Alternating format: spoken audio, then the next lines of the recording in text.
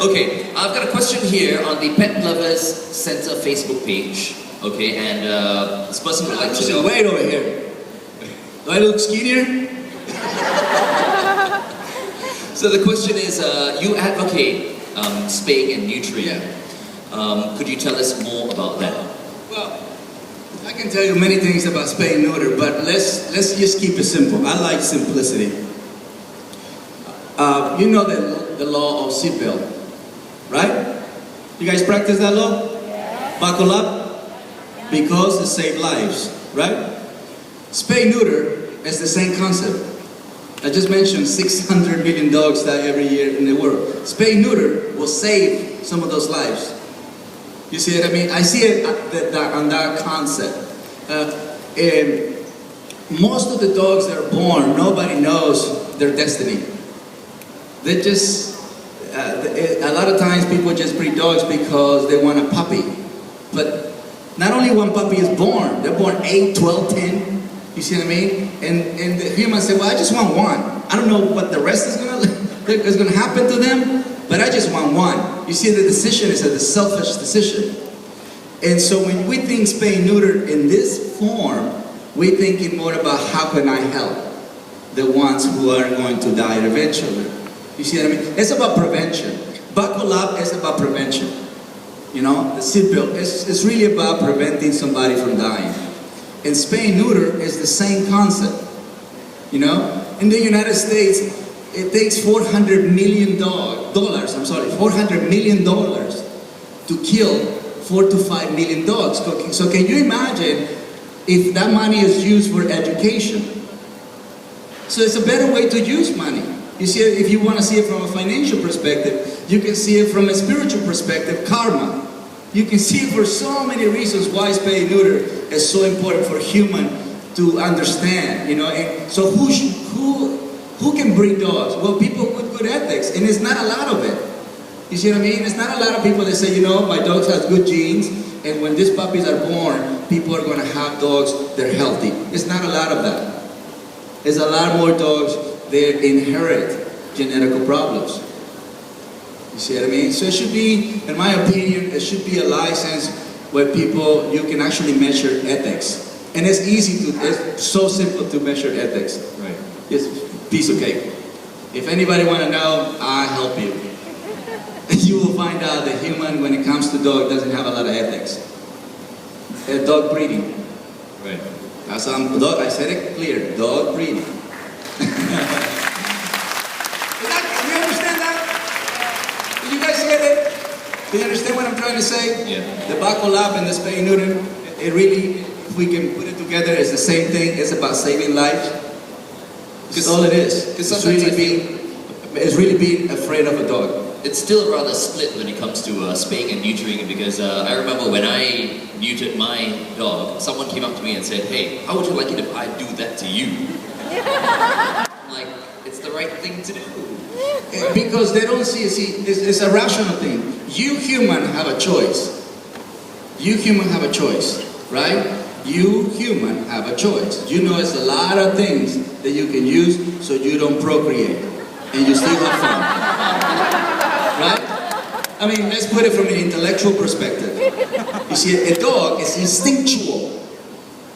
He's not gonna look at the female and say, oh my God, you're so gorgeous. Should we go out tonight? Chicken and rice, what? What do you want? A chili crab? What do you want to hear?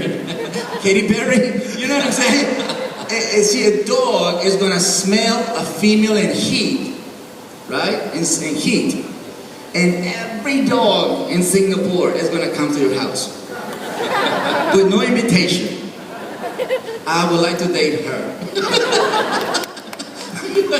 See, it's an instinctual decision. It's instinctual. It's not irrational. So human has a choice. They don't.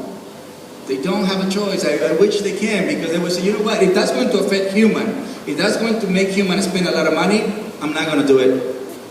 A dog will give we've seen it all the time, a dog give his life for human. See, we talk about the loyalty of dog. We talk about it, we're passionate about it, we romanticize about it, but when it comes to do it backwards, not today. Somebody else can take care of that dog. You know, and that's an ego thing, that's a macho thing, that's a misconception thing. You know what I mean? It doesn't. All my dogs are spayed or neutered. No one is depressed. No one's, oh my God, I wish I can have them. Oh my God, I really miss them. I really miss them. I remember. They don't do that. It's like, where's the ball? You want to play with the ball? Let's play with the ball. I don't have testicles today, but I want to play with the ball.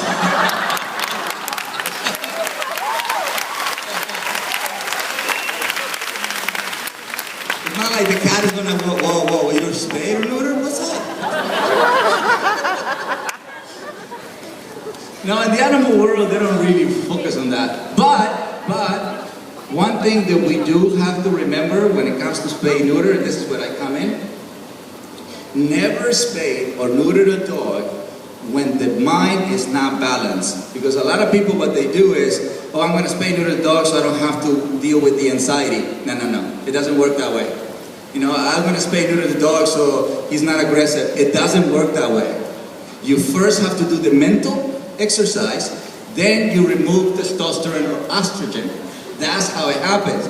So once the brain is not being asked to mate, then the frustration goes out the window. The frustration goes away. You see it? Or, if you don't want the dog to ever feel the need to procreate, do it at 6 months of age. I mean, obviously ask your vet, but from a behavioral perspective, a dog becomes in heat, a female becomes in heat. The first heat is at 8 months. Yeah. I know there is some, debates about the dog is going to stop growing and whatever. I never experienced that. They grow as big as they're going to grow, but they never experience the need of procreate because you did it at 6 months of age.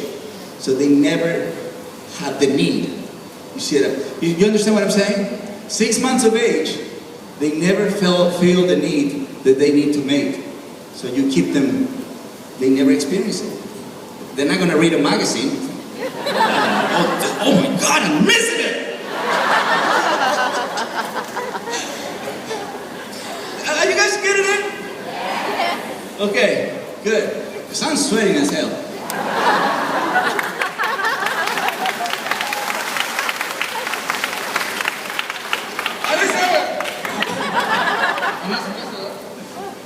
It's okay, they don't mind. You guys are... Oh shit. Another question here, Cesar, from the Pet Lovers Center Facebook page. This person says, Cesar, I've noticed that you help people choose dogs based on the dog's energy levels. Yeah. May I ask how we can train and reduce the energy levels of rescue dogs, for instance, from high to medium, so they won't be left behind, but will be adopted? You can. I'm sorry, you can. To me, honesty is a must. So, it's 4 levels of energy. Low, medium, high, very high. High, very high, not for home. The good news is not a lot of very high. You know what I mean? It's more low and medium. See, low and medium are born to be followers. High are born to be leaders, right? So it's not a lot of high. What happens is a lot of dogs, they have pent up energy and they appear high. That's why you see me on rollerblades. You see it? So when I see a dog that is moving this fast, goes that way and is jumping on the on the kennel or whatever, what to me means, okay, this dog has pent up energy. I'm not gonna ask him to walk. I'm gonna let him run that energy out of his system until he is. If he wants to take me from LA to Canada, let's be it. I'm gonna have fun. You see it? So once you exercise the dog correctly, you will get to see his true energy. But no, you can't make a high level energy dog become medium.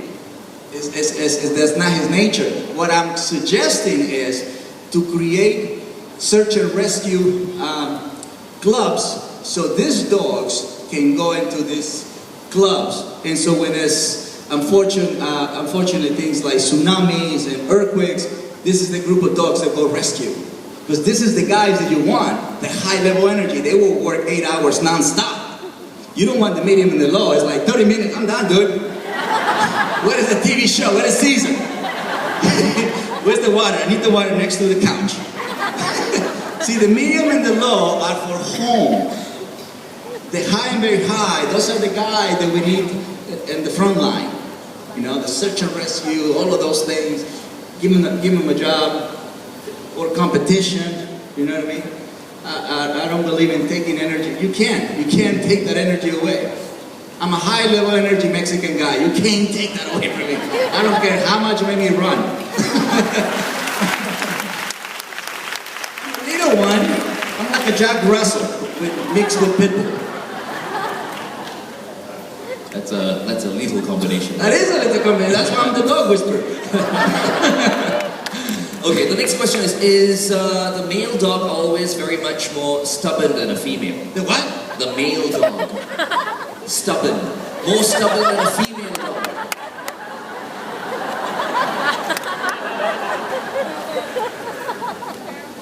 Girls? You guys want me to say male? I don't think it's a gender thing. It has nothing to do with gender. Gender is meaningless. In the animal world, gender is meaningless. I don't believe, or I never experienced a dog that is stubborn.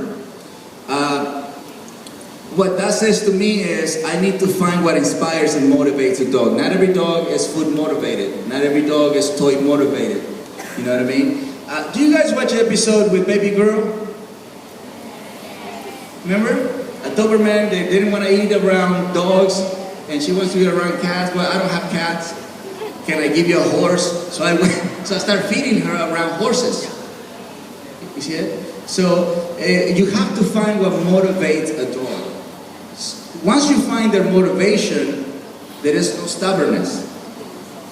So it has nothing to do with female or male, in my opinion and in my experience. I'm 42 years old. I know I look 25. But no, it's not a gender thing. It's really about us taking the time and finding what inspires them and motivates them. That's pretty much it. Yeah. All right. Excellent. Second last question. What is the best way to introduce the dog to a muzzle? Muzzle? Oh, muzzle. Well, depends. Because if we have a dog that is shy, all right, so I'm going to give you two scenarios. I'm going to give you a scenario where the dog is shy. He sees the muzzle, shies away. Right? Rule number one, if the dog is shy, don't let him see things. Right? What you do is you bring scent. And you wave the scent. Don't let him see the scent. Okay, so pretend this is food. It's a big one. Right? So pretend you don't see this part. Alright? So otherwise, this will be like, it's very obvious. Here, you want the food? And then, see, many dogs is like, you have food, but you have an intention. I can smell your... You don't want them to smell your intentions. You want to... Wait the food. See, you want...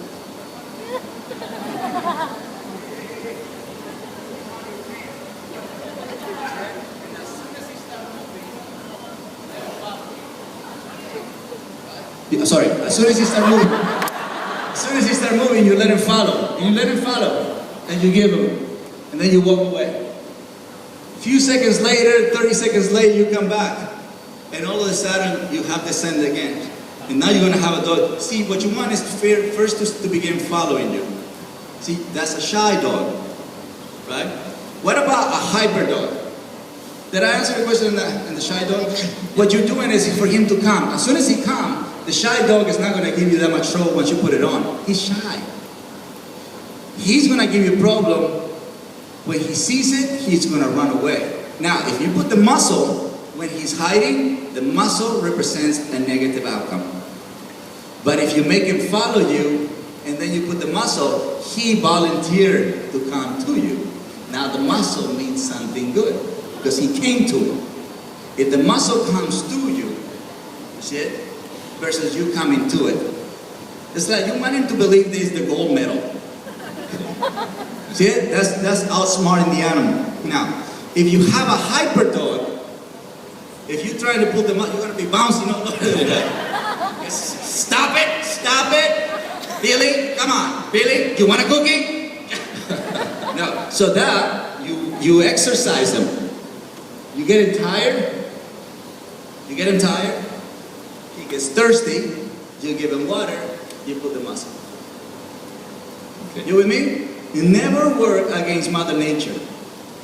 Because they will know that you're coming with the wrong intention. They will smell it. See it? They can smell your intention from far away. So that's when calmness is key.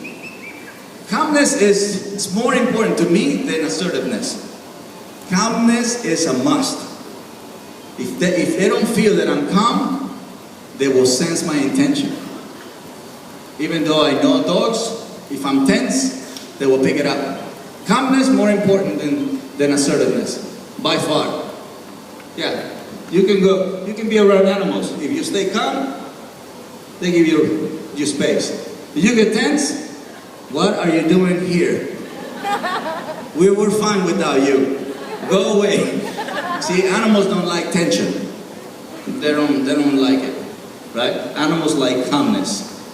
That's what they like. They respect it. They give you space. What happens when a dog eats its own stool? Woo! Woo! That's the last question.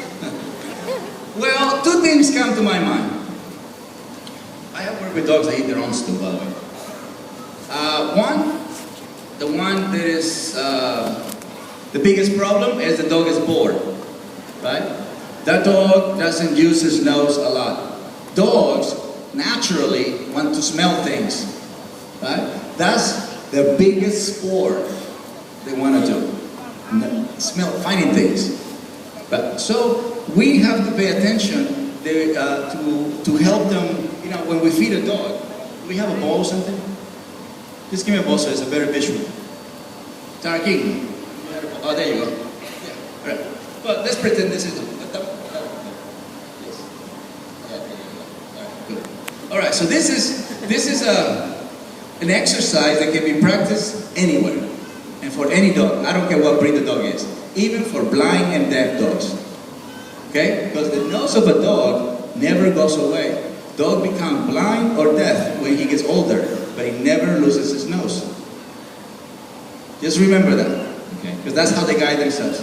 So, most of my clients, when they feed a dog, they go, "You want to eat?"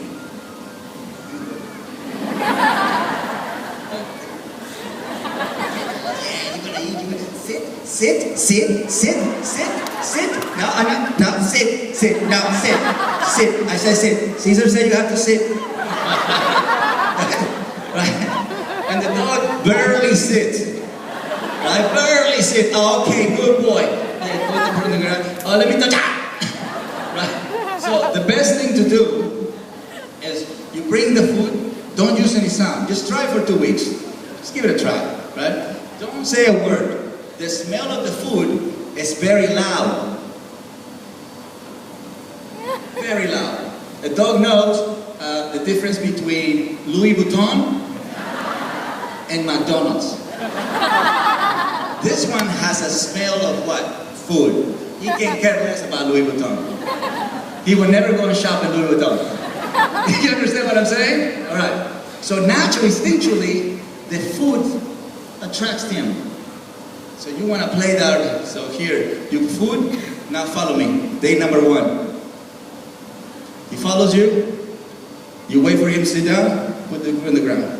Day number 2. Same thing, you come, you go around, now you hide. You hide this.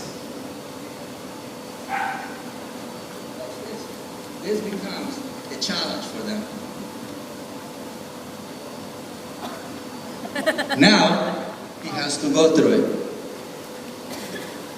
So that to them is challenge. See, you're challenging the mind. How can he get it? Like the Rubik's Cube. See? But if you always give the food the same way, he gets bored. So then he goes finds smells. What's the smells that are more available to them? Poop. See what I'm saying? Poop has food. So which means it's especially bad for people who leave the dry food out the entire day. Yeah. They just leave it there. Yeah. That encourages the dog It's to like a buffet. go for something else. Eat whenever you want. Don't pay. See, a dog loves challenge. Dog enjoys, he feels that he accomplished a mission in life if he's challenged, if he works for food and water. That's all he wants. How can I work for food and water? That's all. But if you just give him food and water and you don't challenge him, he doesn't feel that he has a purpose in life. Life is too simple. You see what I'm saying? Yep. It's not simple, it's boring. It's boring. Oh man, I know what the water is, I know what the food is. That's boring. I'm gonna go to where the humans are eating. That's harder. And then you're like, hey, get off my food, get off my food. No, Mom, take the dog. He wants to eat my food again. You see what I'm saying? They want what's more complicated. They want the challenge. That's why in the United States, every Thanksgiving, many turkeys disappear. That's one of the most traumatic days of the year in the United States, Thanksgiving. Everybody sent the dog to the aborting facility because they know that dog is going to get that turkey. Okay. All right, ladies and gentlemen, on that Thanksgiving note, let's thank Cesar Millan. Thank you!